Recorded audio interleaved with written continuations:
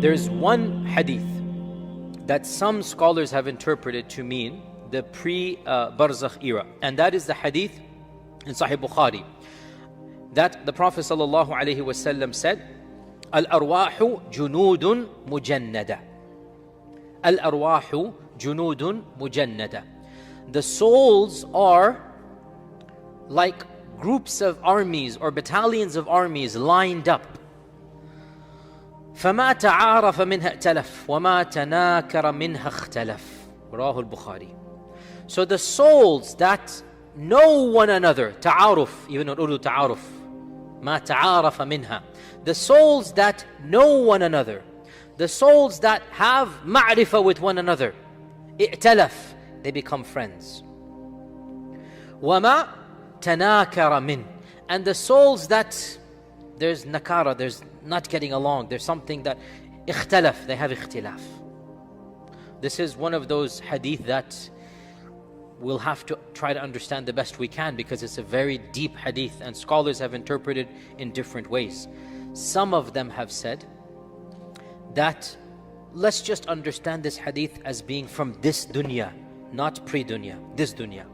And that some souls get along with other souls, and when the soul gets along with the other soul, the two bodies get along and they become friends and life is good.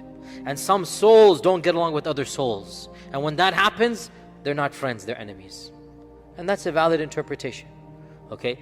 However, a number of ulama, Ibn Hazm amongst them, and before Al-Khattabi might have mentioned this, Ibn Hajar mentioned some discussion about this as well, they go even deeper than this, and this is very profound and Allah knows best.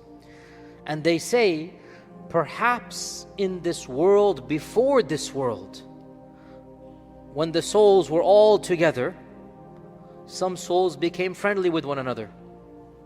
And when they find themselves in this dunya, automatically they become friendly in this dunya as well, because they were friendly in there as well.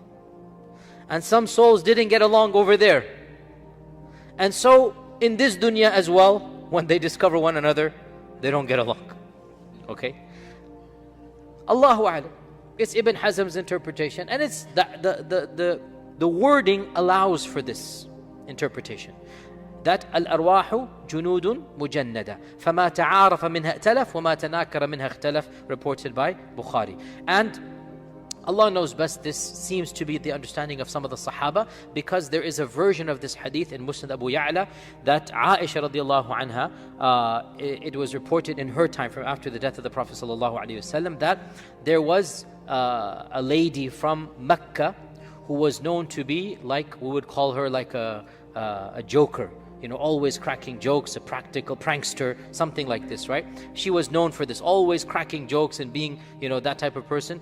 When she came to Medina, the lady that she became best friends with happened to be the one who did the same in Medina. Okay, that she had the reputation of always cracking jokes and being the prankster and whatnot. So when this news reached Aisha, she said, my beloved has spoken the truth. Sadaqa hibbi. My beloved, meaning the Prophet ﷺ, has spoken the truth. Then she narrated this hadith. So the context was what?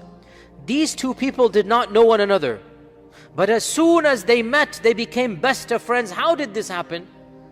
Their souls had a connection before their bodies met, and therefore when they met for the first time, they became close friends. And subhanallah, I have to say, wallahi, it's so amazing that sometimes you meet a person for the first time, and within a 10, 15, 20 minute conversation, you know, oh, this person I will get along with very well. He's going to be good brother. Or sister meets sister, you know, oh, this is a sister, I can be her confidant, I can be a good friend to her.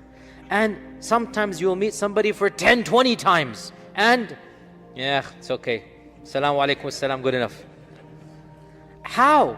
How do you know instantaneously? This hadith tells us there's something that is beyond, and that is something that the souls